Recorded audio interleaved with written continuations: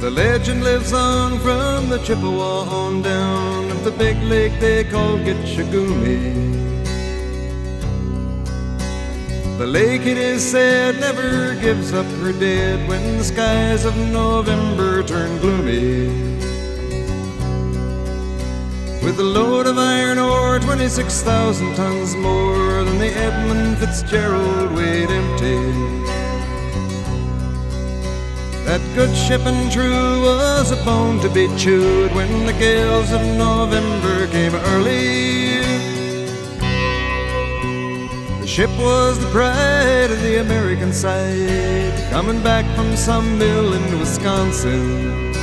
As the big freighters go, it was bigger than most, with a crew and good captain well seasoned, concluding some terms with a couple of steel firms when they left fully loaded for Cleveland.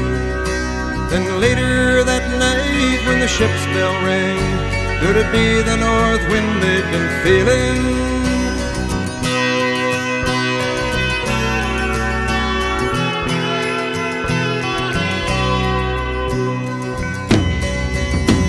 The wind in the wires made a tattletale sound, and the wave broke over the railing.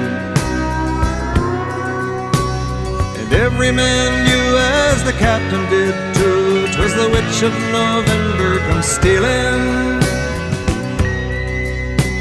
The dawn came late and the breakfast had to wait when the gales of November came slashing. When afternoon came, it was freezing rain in the face of a hurricane west wind.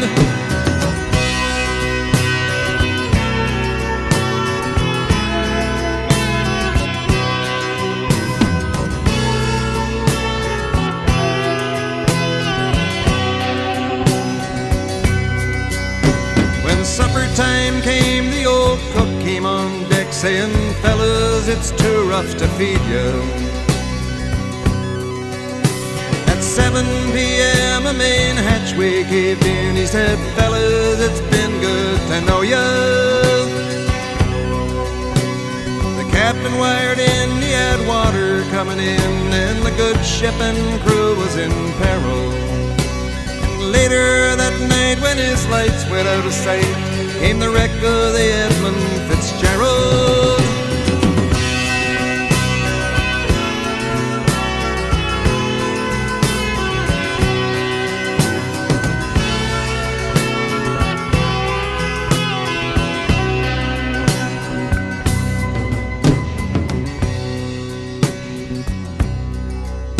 Does anyone know where the love of God goes when the waves turn the minutes to hours? The searchers all say they'd have made Whitefish Bay if they'd put 15 more miles behind her. They might have split up or they might have capsized. They may have broke deep and took water. And all that remains is the faces and the names of the wives and the sons and the daughters.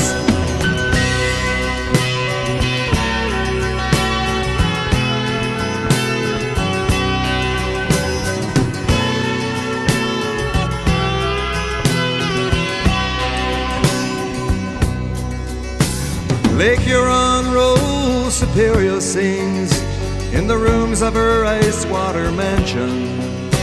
Old Michigan steams like a young man's dreams. The islands and bays are for sportsmen. And farther below, Lake Ontario takes in what Lake Erie can send her. And the iron boats go, as the mariners all know, with the gales of November remembered.